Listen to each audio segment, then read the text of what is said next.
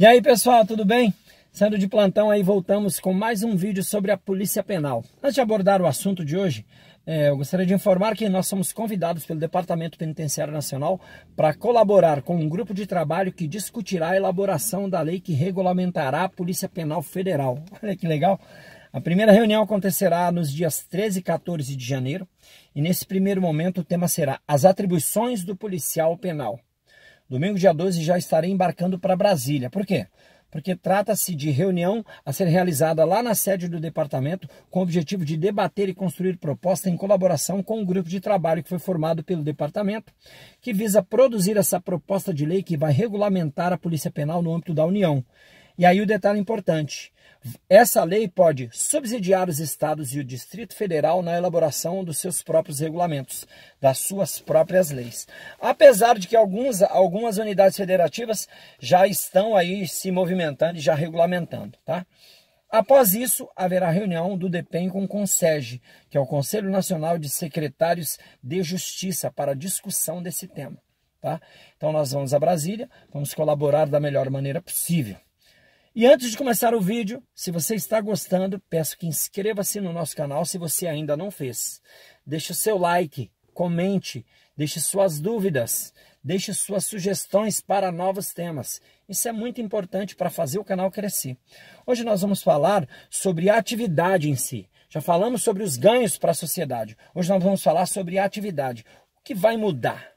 Então, voltando para a Polícia Penal, nesse vídeo, nós faremos algumas explicações sobre dúvidas que nos foram enviadas. E também veremos alguns potenciais avanços para a atividade e para o agente, tá bom? Antes de qualquer coisa, não custa lembrar que a Polícia Penal é uma instituição policial criada para cumprir a execução penal e medidas cautelares de forma ampla, tá? Isso quer dizer que vai envolver a fiscalização também de medidas alternativas. Isso quer dizer que a polícia vai atuar dentro e fora das prisões. Isso significa que essa categoria de polícia atuará, então, de forma ampla nos estabelecimentos penais, no cumprimento de mandados de prisão, recaptura, na fiscalização de medidas alternativas, como, por exemplo, a prisão domiciliar com uso de tornozeleira eletrônica. Mas antes disso, a gente tem que responder as perguntas. E a primeira pergunta é: quem compõe essa nova polícia? É o primeiro tópico que nós abordaremos hoje. Isso por quê? Porque muita gente me mandou mensagem perguntando sobre isso. Professor, quem vai compor essa nova polícia? Preste atenção então nos detalhes que, segundo o artigo 4º da Emenda Constitucional 104 de 2019, o preenchimento do quadro de servidores das polícias penais será feito exclusivamente por meio de concurso público e por meio da transformação dos cargos isolados, dos cargos de carreira dos atuais agentes penitenciários e dos cargos públicos equivalentes. Preste atenção nessa expressão equivalente porque ela está gerando polêmica. Inicialmente, então, os cargos de policiais serão ocupados por quem? Pelos chamados agentes penitenciários. É quem está hoje trabalhando na atividade. Ou então por aqueles agentes equivalentes, como eu disse. Olha aqui, então, algumas observações. Por quê? Porque eu tenho recebido muitas mensagens de agentes temporários, o pessoal PSS, questionando como ficaria a situação deles. Então, vejamos alguns pontos que vão subsidiar a nossa opinião ao final, tá? Primeiro ponto, a implementação da Polícia Penal não é automática e imediata, ela vai ocorrer gradativamente. Então fique tranquilo que não é amanhã que você vai ser transformado ou não transformado em polícia, que você pode sair do seu cargo temporário, por exemplo. Não vai acontecer amanhã, tá? Apesar de o Departamento Penitenciário Nacional estar elaborando uma lei que poderá servir de base para os estados, o processo em cada estado é independente. Sendo assim, as adaptações serão diferentes. Isso quer dizer que as mudanças não são automáticas e os estados podem levar bons anos para se adaptar a essa nova regra, tá? Isso porque são muitas situações a serem resolvidas em cada ente federativo. Enquanto isso, o temporário vai continuar trabalhando, vai continuar sendo utilizado, tá? Próximo ponto. Segundo o inciso 2, lá do artigo 37 da Constituição Federal, a investidura em cargo público depende de aprovação prévia em concurso público de provas ou provas e títulos. Diante disso, eu não vislumbro a possibilidade de o agente temporário contratado por um processo seletivo ser convertido em cargo policial, pois haveria uma completa incompatibilidade com a necessidade de ingresso por concurso público. Veja que, apesar da expressão equivalente, falta um requisito que está previsto dentro da própria Constituição, que é o concurso público. A expressão equivalente trazida na Emenda Constitucional 104 refere-se a outros cargos concursados que desempenham funções que sejam relacionadas à atividade de execução penal. O temporário, apesar de desempenhar essas funções, ele não ocupa cargo. Então, do meu ponto de vista, do ponto de vista do setor jurídico da federação, eles não estão contemplados. Mas quem são esses outros cargos, então? Bem, outros cargos com nomenclaturas diferentes de agente penitenciário, mas que desempenham funções relacionadas. São esses que poderão ser parte da Polícia Penal, desde que concursado, certo? E aí, abrangidos também pela legislação que regulamentará o tema aí no seu estado. Quer ver um exemplo? São Paulo tem um agente de muralha. O agente de muralha deveria ser abrangido pela Polícia Penal? Na nossa opinião, sim. É concursado, trabalha na execução penal e será um policial penal em São Paulo. Então, para nós, esse é o posicionamento, tá bom? Matamos o nosso posicionamento, agora nós vamos para o segundo tema. Quais são as mudanças que interferem diretamente no trabalho dos servidores com a criação da Polícia Penal? Quais são essas mudanças? Bem, são vários os motivos que levaram à criação da Polícia Penal. É importante você conhecer primeiramente. A primeira motivação, e mais importante, é a necessidade de maior efetividade no combate às organizações criminosas que surgiram e se estruturaram dentro do sistema prisional. A Polícia Penal garantirá a possibilidade de um controle maior e efetivo dentro das unidades prisionais, reduzindo, por exemplo, o poder dessas organizações e a capacidade de os líderes coordenarem as atividades fora dos presídios, tá? Por conta de um efetivo isolamento, como ocorre hoje nas unidades prisionais federais. Nós vamos lutar para estender para grandes líderes isso para todo mundo, esse isolamento. A segunda é ligar definitivamente a execução penal com as carreiras de segurança pública. Isso vai propiciar uma maior legitimidade no desenvolvimento do trabalho. Preste atenção que, por não ser policial, o agente penitenciário era um ser híbrido. Ele parecia polícia, mas não era polícia. Utilizava viatura, utilizava armamento, em regra, com alto poder de fogo, custodia e escolta criminosos de alta periculosidade, certo? Mas era polícia ou não era polícia? Não estava escrito. Isso gera, melhor dizendo, uma situação, primeiramente, muito confusa perante a sociedade. É muito confuso. Você olha o indivíduo, ele é policial ou não é policial? Serve de exemplo em uma determinada escolta para Foz do Iguaçu, onde a equipe foi abordada por uma vítima de roubo. A vítima parou a escolta. Para, no meio da rua. E aí, o que fazer? Eu sou policial ou não sou policial? Devo agir ou não devo agir? Preste atenção aqui. Segundo o artigo 301 do Código de Processo Penal, qualquer pessoa do povo poderá, é uma faculdade, tá? E as autoridades policiais e seus agentes deverão, é uma obrigação, prender quem quer que seja encontrado em flagrante delito. Nessa situação, a equipe seria enquadrada como qualquer do povo, ou seja, não quero prender agora, vou seguir minha vida. Ou escolher prender o indivíduo. Seria vista, então, como equipe policial? Seria obrigado a prender?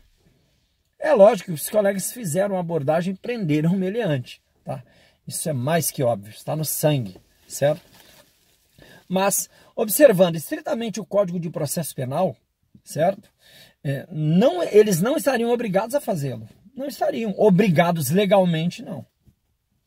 Outra situação complexa seria em abordagens diante de uma possível suspeita. Imagine que você está fazendo uma escolta de um preso de alta periculosidade em um carro, e um carro suspeito está te seguindo. Tá? Você está lá, aí você percebe, tem um carro suspeito te seguindo. O preso é de alta periculosidade, risco de fuga, risco de ataque. Alguns podem dizer, chama a polícia! Não é isso? Mas a polícia está sempre disponível para resolver o problema? Eu já ouvi um idiota uma vez falar isso. Não, chama a polícia, chama o COT. Mas como? O COT vai chegar aqui em 1 minuto? E se não houver tempo da polícia chegar, como eu disse? Então presta atenção. É lógico que vai ter que abordar. Mas e se o cidadão não for o meliante? Pode ser só um curioso. Como esse fato seria tratado? Pelo próprio meliante, pelas autoridades policiais que eles chegassem depois. Sendo uma instituição policial, não haveria esse questionamento, desde que não haja excessos, né? Claro. Veja o que diz o artigo 244 do Código de Processo Penal. Presta atenção agora, outro ponto importante, ó. A busca pessoal independerá de mandado no caso de prisão ou quando houver fundada suspeita de que a pessoa esteja na posse de arma proibida ou objetos ou papéis que constituam um corpo de delito ou quando a medida for determinada no curso da busca domiciliar. Imagina a situação de um agente penitenciário ao identificar um suspeito. Antes de continuar, presta atenção. Tivemos 3 colegas assassinados. Vale lembrar que tivemos agentes colegas federais que foram perseguidos, tiveram suas famílias destruídas. E o esquema para o assassinato foi complexo, envolveu diversas pessoas, diversos carros, diversas armas. Se essas pessoas tivessem sido abordadas e identificadas com armamento ou em atitude suspeita, isso poderia ter frustrado o plano de assassinato? Isso poderia, não estou dizendo que é uma verdade absoluta, mas poderia. Então volta a situação aqui do agente. O agente penitenciário dá de cara com um suspeito, que pode ser o seu próprio assassino. Seria regular a revista a esse indivíduo se o agente penitenciário não fosse polícia? Será que a sociedade, a própria polícia, o poder judiciário reagiria como? Apesar de que tem muita gente defendendo que sim, que em uma situação como essa deve se revistar, essa afirmação não é uma unanimidade, deixando a gente em uma situação de completa insegurança jurídica. Tá? Investido do poder da polícia, não há mais dúvida quanto à regularidade dessa ação. É claro que qualquer excesso ou desvio deve ser devidamente apurado e, se for o caso, punido. Isso acontece com a polícia já. Mas se não houver excesso nem desvio, ok. E quando um agente penitenciário encontra um preso foragido na rua? O preso fugiu, ele conhece o preso, dá de cara com o preso. Ele teria legitimidade para prendê-lo? Hein? Isso é muito importante para o desempenho da nossa função. Tudo isso tornava o trabalho do profissional muito difícil. Haja vista essa indefinição entre um agente administrativo e um agente policial. Esse ser híbrido que existia. A Polícia Penal vem para corrigir essa situação, dando legitimidade para diversas ações que anteriormente deixavam os agentes penitenciários assim no limbo, sem saber se poderiam ou não agir de determinada forma. Eu tenho muitos amigos em várias forças, tá? Eu sou instrutor de tiro formado pela Academia Nacional de Polícia, tá? Sou professor também de Direito Processual Penal, de Administração Financeira e Orçamentária.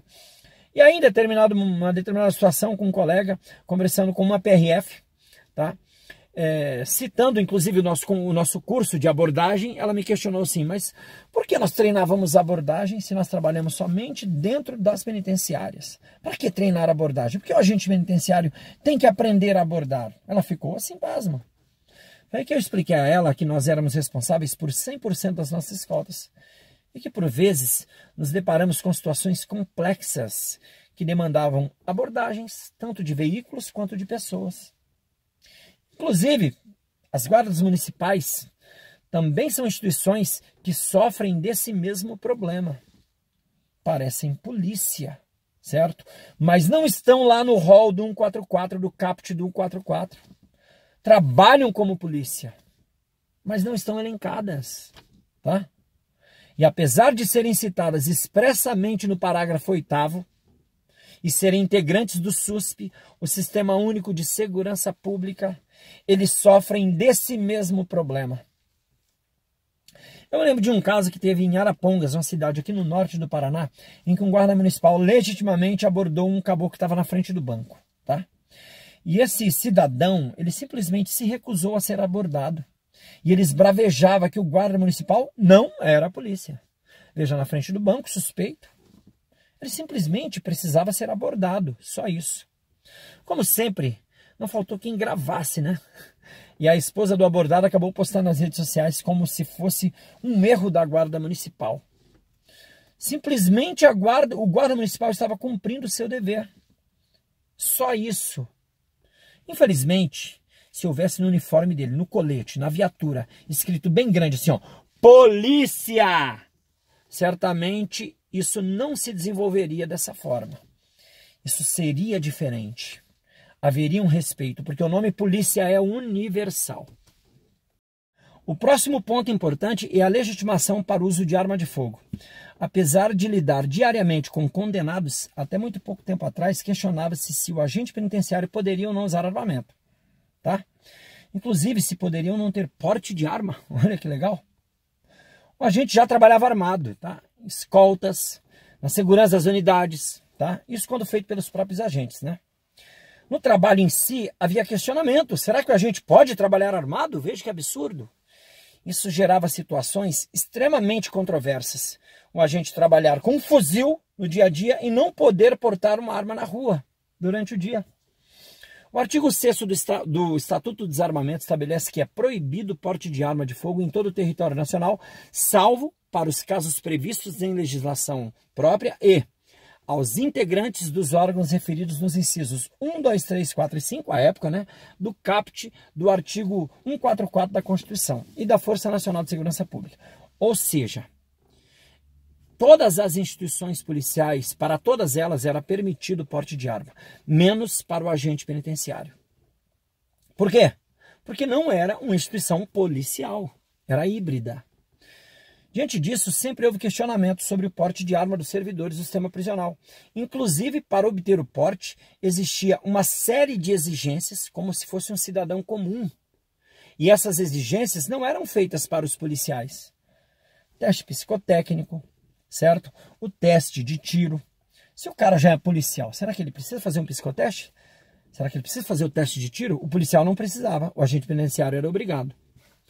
Durante muito tempo, os servidores dos sistemas não poderiam sequer portar uma arma de uso permitido na rua. Ele tinha que se submeter aos mesmos testes que um cidadão comum. Os questionamentos eram tantos, tá? Tanto em razão do trabalho, quanto no dia a dia. Aí eu te pergunto, por exemplo, como a gente se defenderia diante de um ataque na rua de uma organização criminosa? Ele teria esse direito? Ele é uma pessoa que está mais exposta que um cidadão comum? Em uma determinada situação, por exemplo, estávamos fazendo uma escolta aérea para o Nordeste. Veja que situação bizarra. O preso era de alta periculosidade, tá bom? Líder de uma grande organização criminosa. Como sempre fizemos, né? Os procedimentos, chegamos, fomos nos apresentar à autoridade aeroportuária, tudo bem, tá? Então, ao chegarmos em um grande aeroporto, a delegada de Polícia Federal, que estava de serviço, questionou sobre a impossibilidade de portarmos arma. Peraí, vocês não podem portar arma. E a justificativa era qual? Vocês não são polícia. É complicado ou não? É ou não é complicado? Daí essa necessidade. Nós, escoltando os maiores criminosos do Brasil, e ela questionando justamente o fato de não sermos polícia. Mas eu pergunto, ser policial é mágico? Não seria razoável analisar o contexto? Se eu estou escoltando preso, chegamos até ali no avião, será que o título policial faria grande diferença nessa situação? Então isso sempre gerou dificuldade. E nessa situação, nós tentamos muito argumentar em relação à periculosidade do preso, ao risco que correríamos no aeroporto. Basta lembrar das ações cinematográficas que foram realizadas aí ultimamente nos aeroportos, tá bom? Para roubar ouro, para roubar dinheiro. Por que não resgatar um preso? Porém, ela estava assim, ó, irredutível. Criou-se então uma celeuma. Vai, não vai, vai, não vai. Ela dizendo que não vai, dizendo que tinha que ir, vai, não vai. Tá? Sabe como foi resolvida? Depois que a equipe se recusou a embarcar sem arma, tá? E disse assim, ó, ok, o preso fica aí sob sua custódia. E agora? Ela ia ter que resolver a bucha, tá? Qual foi o resultado? Nesse momento, diante do nosso posicionamento firme, a delegada, sem saber o que fazer, voltou atrás e aí nós embarcamos armados, tá? Mas embarcamos na marra mesmo. Porque se dependesse dela, nós não teríamos embarcado. E essa situação era normal, porque éramos seres híbridos. A população, as autoridades, tinha dificuldade em nos entender o que nós somos, tá? Com a criação da Polícia Penal, a situação do porte fica completamente superada. Afinal, agora estamos inseridos no caput do artigo 144 da Constituição. Tá? E agora somos de natureza de segurança pública. Tá? Atividade de natureza de segurança pública. Essa natureza não será mais questionada. É isso que nós buscamos. Por isso a necessidade da Polícia Penal, para facilitar inclusive o trabalho. Valeu? Valeu, galera. Para o vídeo não ficar muito longo, a gente vai encerrar aqui. E eu peço que você volte conosco aqui, porque nós publicaremos mais vídeos. Deixa aí suas dúvidas. Se não concordou, deixe seu questionamento. Nós teremos o maior prazer do mundo efetivamente de responder. Valeu, até mais.